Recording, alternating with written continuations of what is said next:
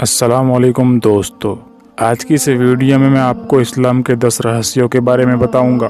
ان میں سے کچھ رہسیے تو ہماری اس دنیا سے ہی جڑے ہیں۔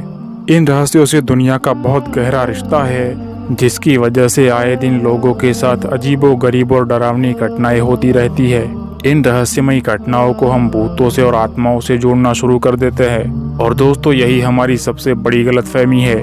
ان رہسیمئی گھٹناؤں کا بھوتوں اور آتماؤں سے کوئی لینا دینا نہیں ہے، بلکہ اسلام کے حساب سے تو یہ کچھ اور ہی چیزیں ہیں، اور انہی چیزوں کے بارے میں آج ہم جاننے والے ہیں۔ ایک مسلمان کے لیے ان رہسیمئی چیزوں پہ پورا یقین کرنا بہت ضروری ہوتا ہے، یعنی ہمیں یہ بات ماننی ہی ہوگی کہ یہ ساری رہسیمئی چیزیں کوئی افواہ یا وہم نہیں بلکہ حقیقت ہے۔ چلیے دوستو شروع کرتے ہیں اس ویڈیو کو۔ دوستو 10ویں نمبر پر جو چیز آتی ہے وہ ہے جنات۔ جی ہاں دوستو، جنات جو کہ بالکل انسانوں کی طرح ہی ہوتے ہیں۔ جناتوں کو اللہ نے انسانوں سے پہلے بنایا تھا۔ جنات انسانوں سے بہت طاقتور ہوتے ہیں، اور ان کے اندر روپ بدلنے کی بھی क्षमता ہوتی ہے، اور ان کے پاس اڑنے کی بھی طاقت ہوتی ہے، لیکن ہم انسان کبھی بھی ان کو اصلی روپ میں نہیں دیکھ سکتے، کیونکہ انسان اور جناتوں کے درمیان قدرت نے ایک پردہ رکھا ہے، جس کی وجہ سے یہ ہمیں نظر نہیں آتے، اور اسی وجہ سے جنات تو ہمیں دیکھ سکتے ہیں لیکن ہم جنات کو نہیں دیکھ سکتے۔ دوستو جناتوں کی عمر بہت لمبی ہوتی ہے، یہ کئی 100 سالوں تک زندہ رہ سکتے ہیں۔ جنات بھی انسانوں کی طرح الگ الگ دھرموں کو مانتے ہیں، اور جنات کو اللہ نے آگ سے بنائے ہے۔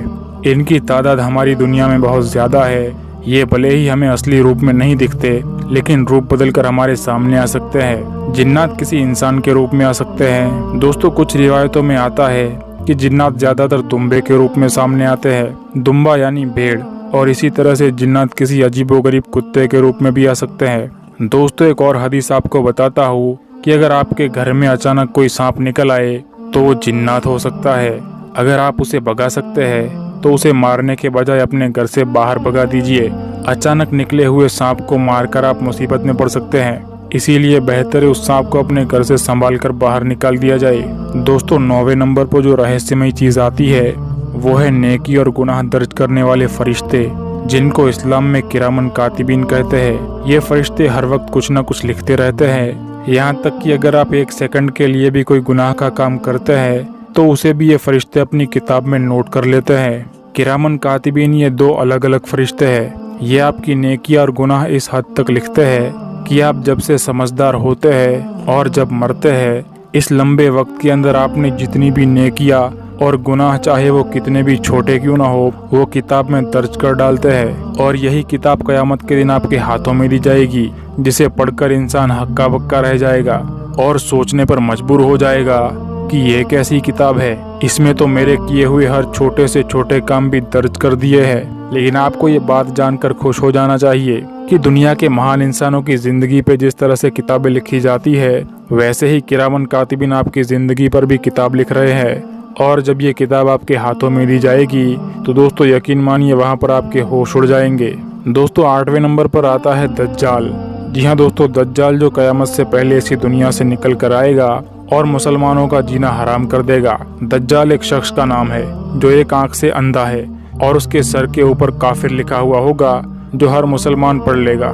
دوستو نوح علیہ السلام سے لے کر آنے والے تمام نبیوں نے اپنی امتوں کو دجال سے ڈرایا ہے، اور دنیا میں آج تک آنے والے سارے فتنوں میں سے دجال سب سے بڑا فتنہ ہے۔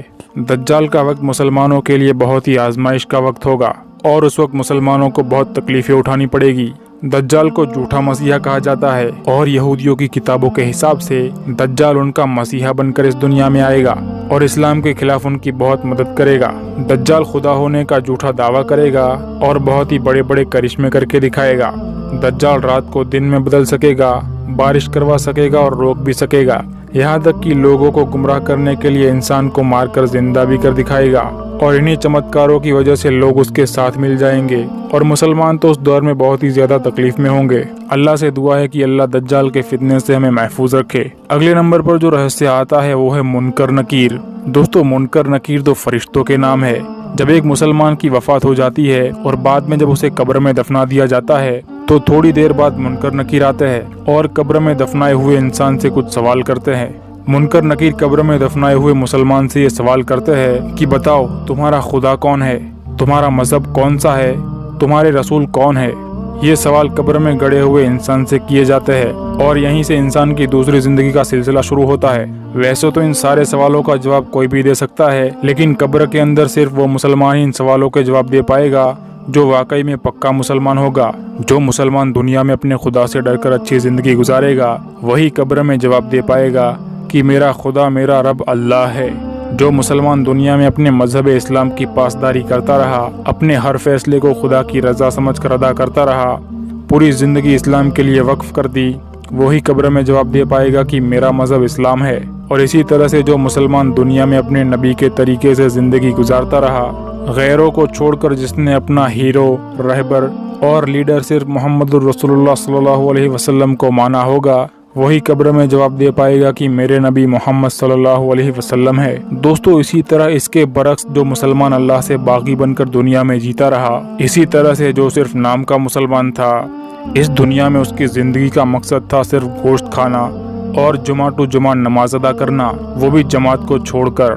और जिसने अपनी पूरी जिंदगी जाना ही नहीं कि मोहम्मद सल्लल्लाहु अलैहि वसल्लम कौन है, वो इन सवालों के जवाब नहीं दे पाएगा और फिर कब्र के अंदर ता क़यामत उसको अजाब दिया जाएगा। दोस्तों, नंबर 6 पर जो रहस्यमयी चीज आती है वो है सफेद रंग का धुआं। इस धुएं का कई हदीसों में जिक्र है, साथ ही साथ इसके बारे में कुरान में भी बताया गया है। कुरान में इसका नाम आया है दुखान, यानी सफेद रंग का धुआं। दोस्तों, ये सफेद रंग का धुआं आसमान से जमीन पर उतर आएगा और मशरिक व मगरिब से लेकर पूरी दुनिया को घेर लेगा। सफेद रंग के धुएं का दुनिया में उतरना ये कयामत की बड़ी निशानियों में से एक निशानी है। यानी जब ये धुआं हमारी इस दुनिया को घेर लेगा, उसके कुछ सालों बाद कयामत वाक़ई हो जाएगी। कयामत की इस निशानी का जिक्र कुरान की 44वीं सूरह दुखान की 10 और 11 नंबर की आयत में मौजूद है। सूरह दुखान की आयतों का तर्जुमा ये है कि और इंतजार करो उस दिन का जिस दिन आसमान से सफेद धुआं उतर आएगा जो लोगों को ढांप लेगा, और ये एक दर्दनाक अजाब होगा।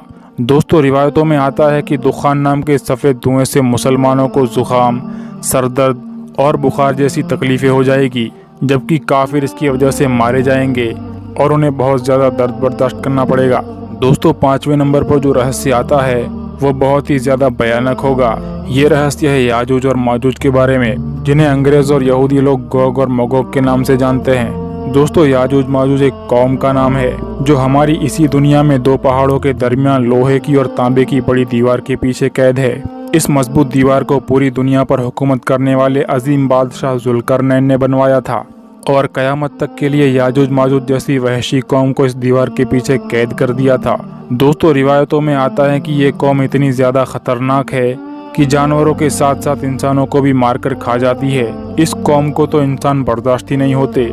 यहाँ तक कि ईसाइयों की एक किताब यहेजकेल में याजूज माजूज को इंसानियत के दुश्मन कहा गया है। दोस्तों, जब ईसा अलैहिस्सलाम दज्जाल को कत्ल करेंगे, उसके कुछ ही वक्त बाद हजरत जुल्करनैन की बनाई हुई दीवार टूट जाएगी और ये कौम दुनिया में जाहिर हो जाएगी। उन 2 पहाड़ों के दरमियान से निकलते ही याजूज माजूज दुनिया में कहर मचा देंगे।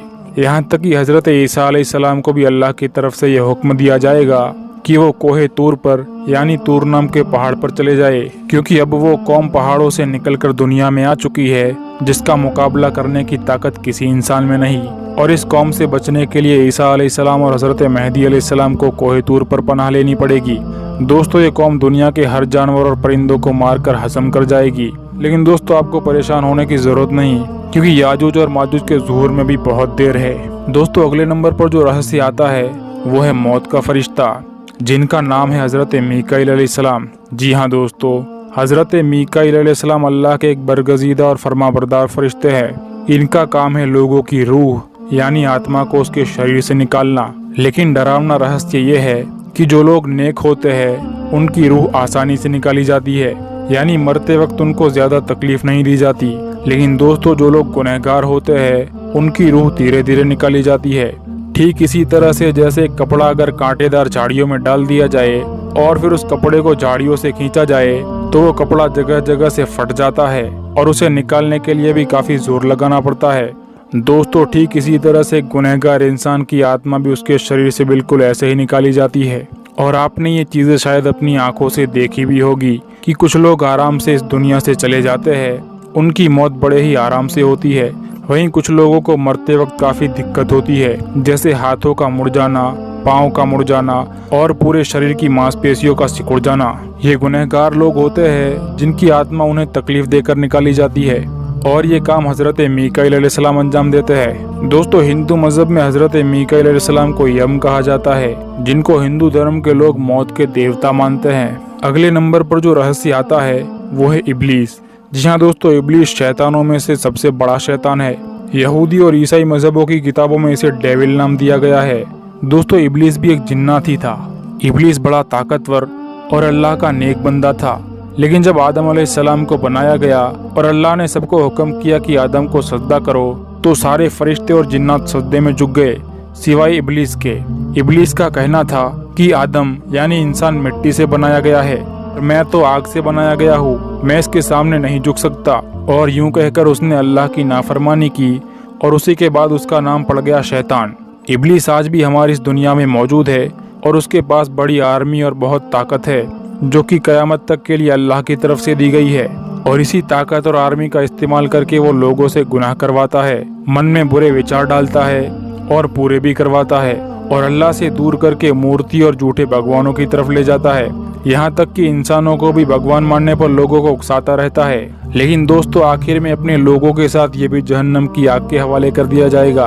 दूसरे नंबर पर जो चीज आती है वो है इंसानों के जिस्म में जिन्नातों का दाखिल होना। जी हाँ दोस्तों, जिन्नातों के अंदर इंसानों के जिस्म में दाखिल होने की भी ताकत होती है। और ये चीजें आपने कभी न कभी तो जरूर देखी होगी कि कुछ लोगों को अचानक गुस्सा आ जाता है, कुछ लोग पागलों की तरह हरकतें करते हैं, वहीं कुछ लोगों का तो अंदाज ही बदल जाता है और उनकी आवाज ऐसी हो जाती है जैसे कोई आम इंसान नहीं बल्कि कोई राक्षस बोल रहा हो। लोग समझते हैं कि ऐसे लोगों पर भूत का साया होता है या फिर ऐसे लोगों के शरीर में किसी बुरी आत्मा का वास होता है। लेकिन दोस्तों, ये सारी बातें झूठ है। ऐसे डरावने और रहस्यमयी हादसों के पीछे जिन्नात होते हैं जो इंसानों के जिस्म में दाखिल हो जाते हैं और तरह तरह से उन्हें तकलीफें देते हैं, और इंसानों के जिस्म में हाजिर होकर वो इंसानों से बात भी कर सकते हैं। दोस्तों, जिन्नात जिस्म में कैसे दाखिल होते हैं और कब दाखिल होते हैं, इनसे कैसे बचा जा सकता है, इस पर हम पहले ही एक वीडियो बना चुके हैं, जिसकी लिंक नीचे डिस्क्रिप्शन में दी गई है। नीचे दी गई वीडियो से आप जिन्नातों के बारे में बहुत कुछ जान पाएंगे और आपको इस वीडियो से काफी फायदा होगा। दोस्तों, आखिरी नंबर पर जो रहस्यमयी चीज आती है वो है जहन्नम। जो लोग अल्लाह को नहीं मानते, पूरी जिंदगी गुनाहों में गुजार देते हैं, उनके लिए अल्लाह ने एक ठिकाना बनाया है और इसी को जहन्नम कहते हैं। जहन्नम की आग हमारी इस दुनिया की आग से 70 गुना ज्यादा गर्म और खतरनाक है। ये आग काले सियाह रंग की आग है। रिवायतों में आता है कि अगर एक इंसान को जहन्नम की आग में एक लम्हे के लिए भी डाल दिया जाए और फिर उसे निकालकर दुनिया की आग में डाला जाए, तो जहन्नम की आग को बर्दाश्त करने के बाद दुनिया की आग उसे इतनी ठंडी लगने लगेगी कि वो आराम से उसमें सोना चाहे तो सो सकता है। जहन्नम एक बहुत बुरी और खतरनाक जगह है। दोस्तों, यहाँ पर नाफरमानों को, गुनहगारों को और बुरे इंसानों को डाला जाएगा और उन्हें तरह तरह से तकलीफें दी जाएगी और अजाब का मजा चखाया जाएगा। जहन्नम में मौत से भी बदतर अजाब दिए जाएंगे और हैरानी की बात तो यह है कि जहन्नम में किसी को भी मौत नहीं आएगी, क्योंकि अगर इंसान को मौत आ जाए तो उसे तकलीफों से छुटकारा मिल जाता है। लेकिन जहन्नम में तो मौत नाम की कोई चीज होगी ही नहीं, यानी जहन्नमियों को हमेशा हमेशा के लिए तकलीफें बर्दाश्त करते रहना होगा। इसीलिए जरूरत है इस बात की कि हम गैरों को छोड़कर एक अल्लाह की तरफ वापस लौट आए और सिर्फ एक अल्लाह को ही अपना खुदा माने और सिर्फ उसी की इबादत करें। दोस्तों, आखिर में दुआ है कि अल्लाह हम सबको जहन्नम की आग से महफूज रखे। आप मुस्लिम हो या गैर मुस्लिम, इस वीडियो को ज्यादा से ज्यादा लोगों को शेयर करें ताकि और लोग भी दुनिया के और इस्लाम के इन रहस्यों को जान सके और कुछ फायदा हासिल कर सके। चलिए दोस्तों, मिलते हैं अगली वीडियो में। तब तक के लिए अल्लाह की अमान में रहे। अस्सलाम वालेकुम।